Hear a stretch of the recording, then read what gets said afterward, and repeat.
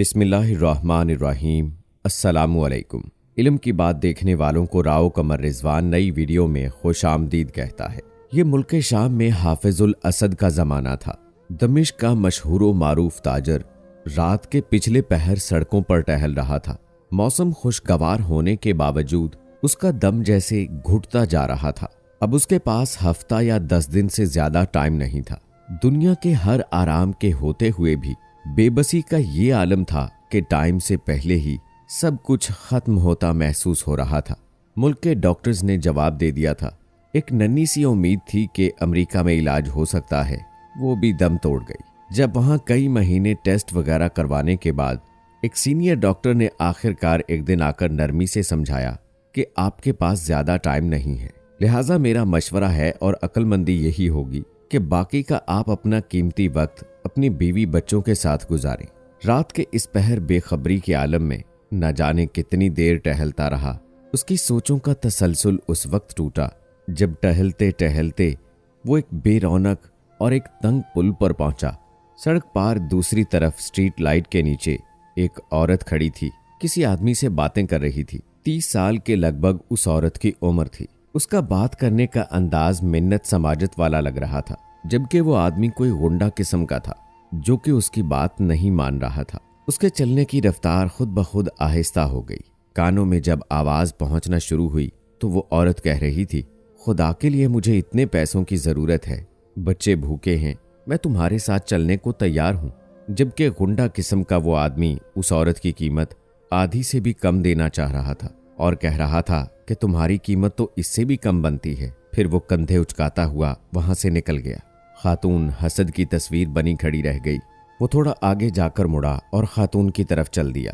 उसे नजदीक आता देखकर खातून चौकन्नी हो गई और उम्मीद भरी नजरों से करीब आते को देखने लगी। नजदीक आने से पहले खातून आगे बढ़ी और उसका अंदाज ऐसा था कि जैसे अपने आप से जबरदस्ती कर रही हो। उसके करीब पहुंचकर सलाम किया।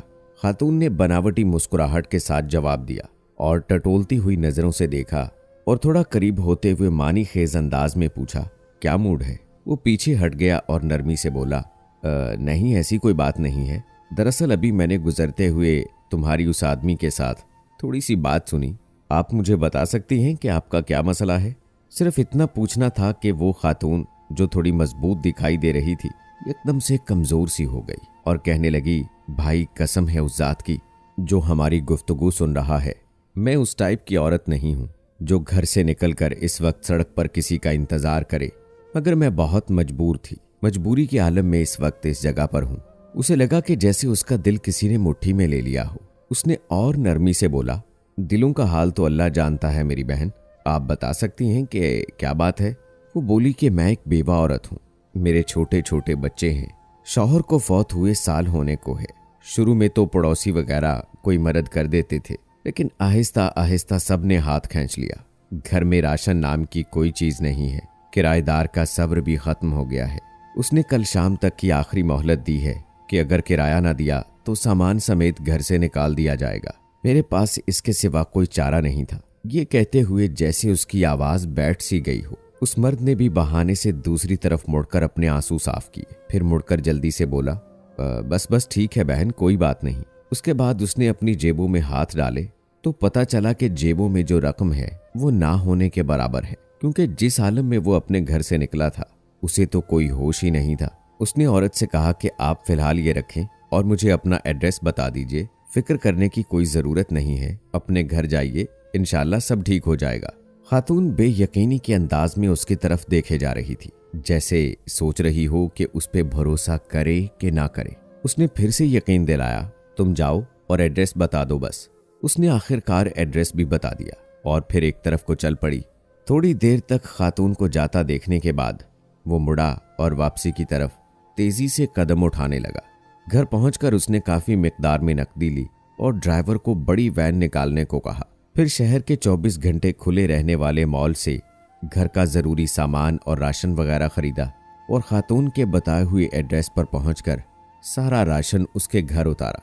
बाकी की रकम खातून को दी और कहा, सुबह किराएदार से वो खुद बात कर लेगा और किराए का मामला निपटा देगा और इंशाअल्लाह ताला हर महीने मखसूस रकम आप तक पहुंचा दी जाएगी।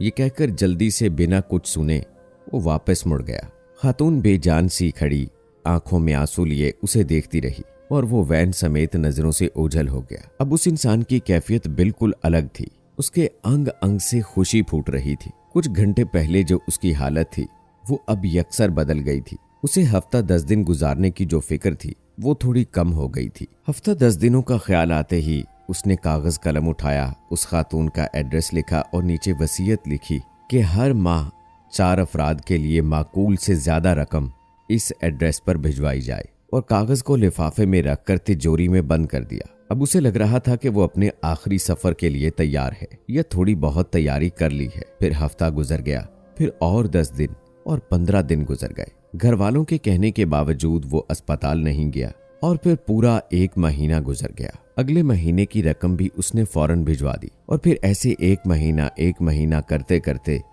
पूरा साल गुजर गया। वो मामूल के मुताबिक रकम भिजवाता रहा। फिर 5 साल गुजर गए, फिर इसी तरह 10 साल गुजर गए और फिर 20 साल गुजर जाने के बाद तहज्जुद के लिए उठा, वजू करके तहज्जुद शुरू की और सजदे में दुआ करते करते उसकी सांसें खत्म हो गईं। इस जहाने फानी से सजदे की हालत में रुखसत हो गया। ये सच्चा वाकया यहाँ खत्म नहीं होता, बल्कि इसकी असल कड़ी तो अब शुरू होती है। घर वाले जब सुबह को उठे तो उसको सजदे की हालत में मुर्दा पाया। अफसोस के साथ घर वालों को इस बात की खुशी भी थी कि अच्छी और मुबारक मौत हुई। खैर, कफन और दफनाने के बाद औलाद का तिजोरी और वसीयत खोलने का वक्त आया तो वो बंद लिफाफा भी निकल आया कि जो कम से कम 20 साल पहले की तारीख का उनके वालिद के हाथ का लिखा हुआ था, और उसका मतलब था कि इस लिखे गए एड्रेस पर 20 साल से रकम दी जाती रही है। लिफाफा पढ़ने के बाद उन्हें पता चला कि वालिद साहब को फौत हुए तो 7 दिन हो गए हैं। वसीयत के मुताबिक रकम की अदायगी 7 दिन लेट हो गई है। रकम लेकर वो लोग उस जगह पर पहुंचे तो दरवाजा खटखटाने पर खातून बाहर आई, जो कि अब 50 से ऊपर की हो चुकी थी।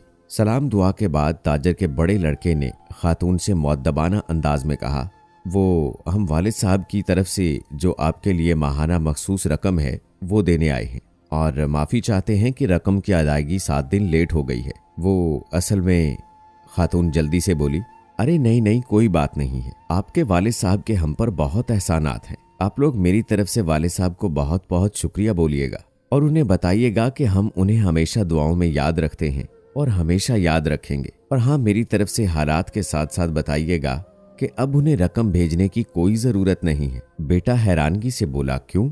अब क्यों जरूरत नहीं है रकम की? खातून ने खामोश आंसुओं से मिली आवाज में कहा, अल्लाह के फजल से महीना पहले मेरे बड़े बेटे की मुलाजमत लगी थी और 7 दिन पहले ही बेटे को उसकी पहली तनख्वाह मिली है। खातून रवानी में पता नहीं क्या क्या बोले जा रही थी, जबकि लड़के के कानों में खातून का यही जुमला अटक कर रह गया था कि 7 दिन पहले मेरे बेटे को पहली तनख्वाह मिली थी।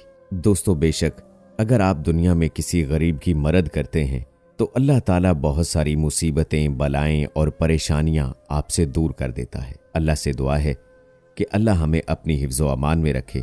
आमीन सुम्मा आमीन। दोस्तों, ये थी हमारी आज की वीडियो। उम्मीद है कि आपको पसंद आई होगी। आज की इस वीडियो के मुताल्लिक अपनी राय का इजहार कमेंट बॉक्स में लाजमी कीजिएगा। अगर आपने अभी तक हमारा चैनल सब्सक्राइब नहीं किया है तो अभी सब्सक्राइब कर लें। मिलते हैं अगली वीडियो में, तब तक के लिए अल्लाह हाफिज।